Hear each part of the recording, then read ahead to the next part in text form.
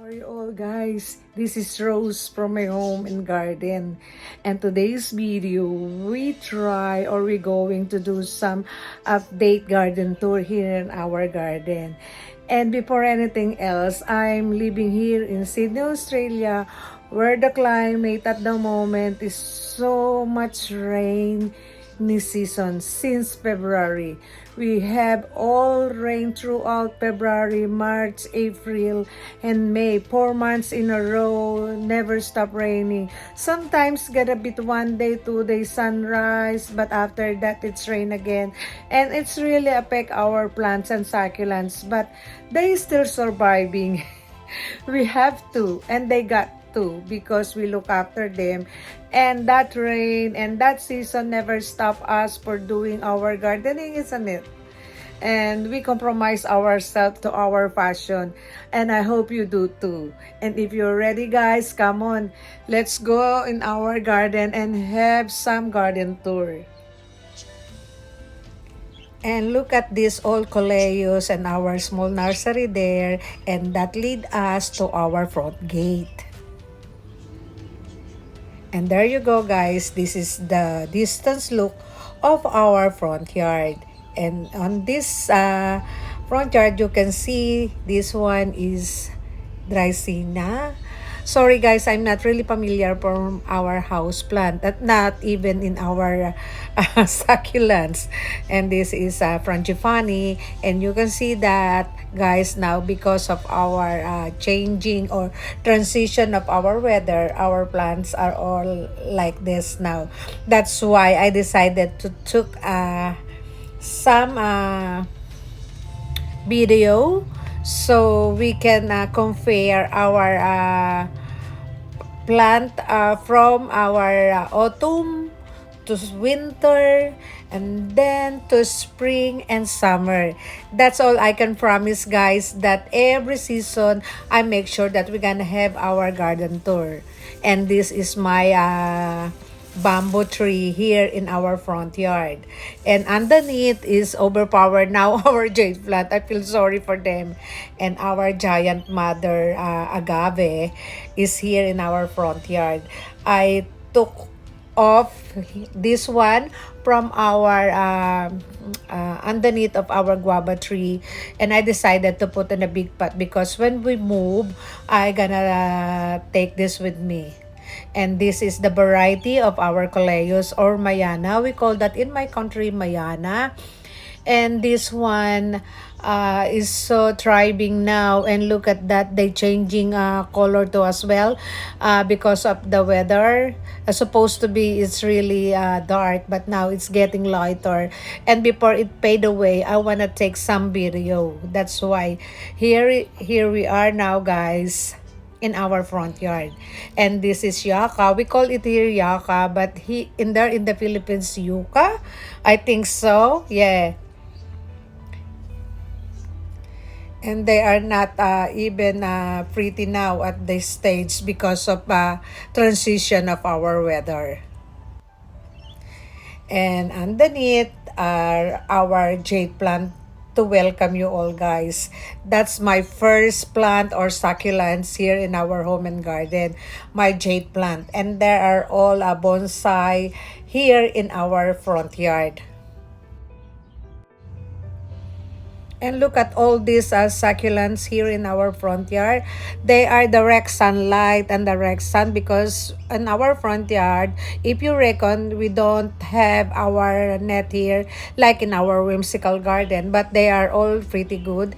And this is the look of our front yard from the distance. And on the right side of our front yard, I got this bougainvillea and also coleus. And then we got our 𝒂𝒂𝒂𝒂𝒂𝒂𝒂𝒂𝒂𝒂𝒂𝒂𝒂 that I keep using, or every time I create an arrangement. This is my thriller or heights. It's beautiful in the arrangement though, and it's edible too as well.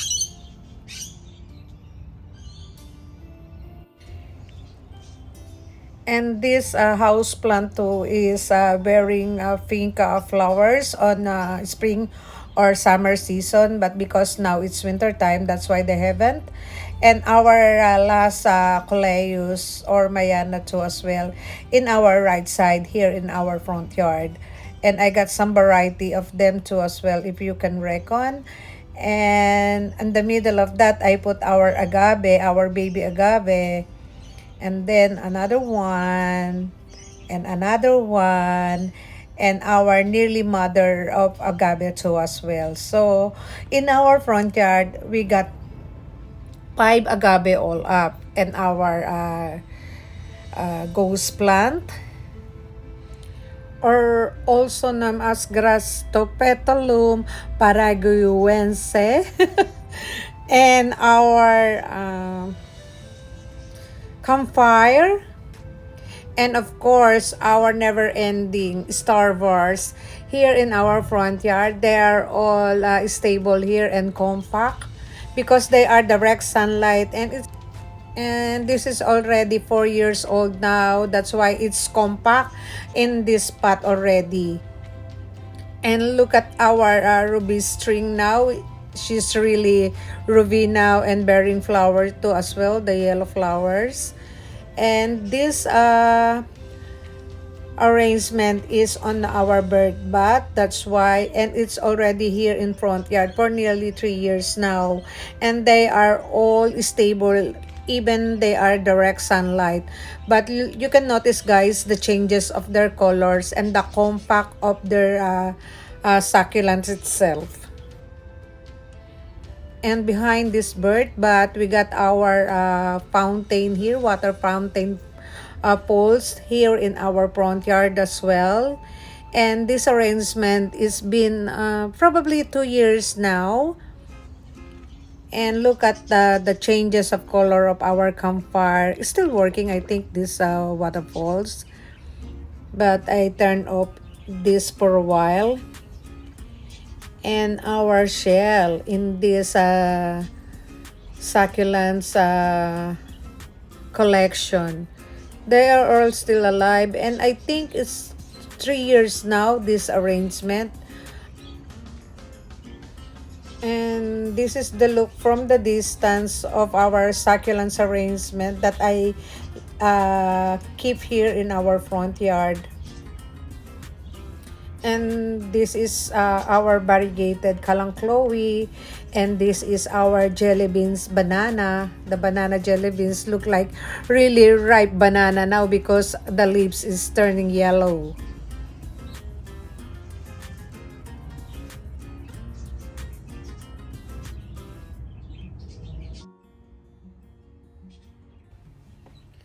And our pine tree is getting better now too as well. Look at the golden green colors of this one. Means that they are all healthy.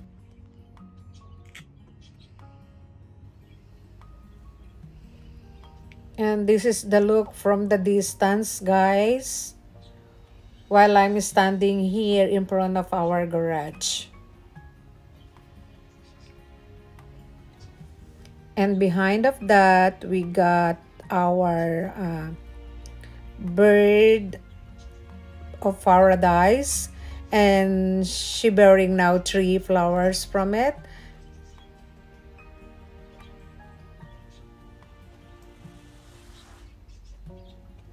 And behind that, this is our variegated rubber plant. Yes, this is a variegated rubber plant, and this is a bonsai too as well.